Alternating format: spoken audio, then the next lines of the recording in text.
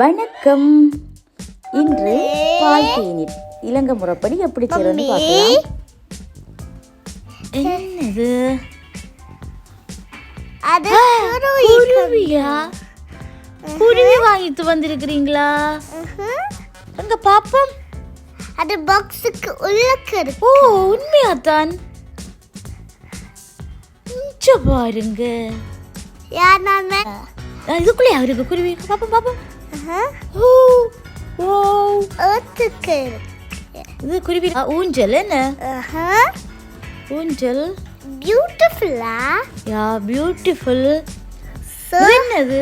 Yeah so beautiful. அது தண்ணி வைக்கிற, அது சாப்பாடு வைக்கிற. இது கீழுக்கு அது மண் அதுகள் போட்டு வைக்கிறது என்ன? இந்த இருக்கிறார். Hello, welcome. என்ன பண்ணு குருவி?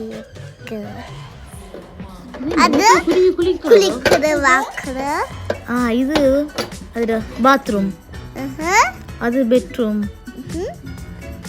முட்டை வைக்கிறது. அது இந்த இது மாதிரி இருக்குங்கட, பால்வடி மாதிரி இருக்கு. ஒரு வாரம் எல்லாம் கூடு செட் பண்ணியாச்சு.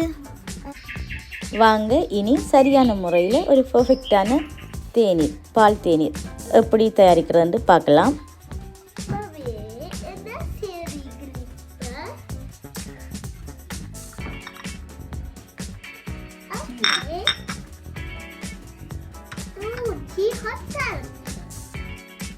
முதல்ல டீ பேக்கை நான் போட போகிறேன். நான் பிஜி தேயிலை தான் எடுத்துருக்கிறேன்.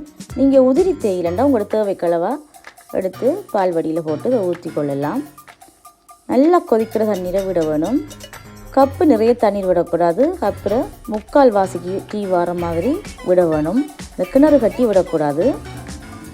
இப்போ டீ பேக்கை போட்டு 3-5 நிமிஷம் வரைக்கும் ஊற விடலாம். இங்கே குளிரண்டபடியே நான் 3 நிமிஷமே விடுறேன். தேநீருக்கு எப்போவுமே சாயம் குறைவாக இருக்கக்கூடாது, பாலும் அதிகமாக இருக்கக்கூடாது. இப்போ பாருங்கள், நல்லா சாயம் வந்துருக்குது. இப்போ இதுக்குள்ளே 2 தேக்கரண்டி நெஸ்லேட மில்க் மெய்ட் எடுத்துருக்கிறேன். கட்டிப்பால் பாருங்கள், இப்படி சாக்லேட் கலரில் இருக்க வேணும் ஒரு பர்ஃபெக்டான தேநீர். இப்போ 1 தேக்கரண்டி சீனி போடுறேன். இப்போ சுட சுட பால் தேநீர் ரெடி. இந்த தேநீரை ஸ்ரீலங்காவில் பேச்சு வழக்கில் தேத்தண்ணி என்று சொல்லுவோம். நன்றியுடன் தீபா.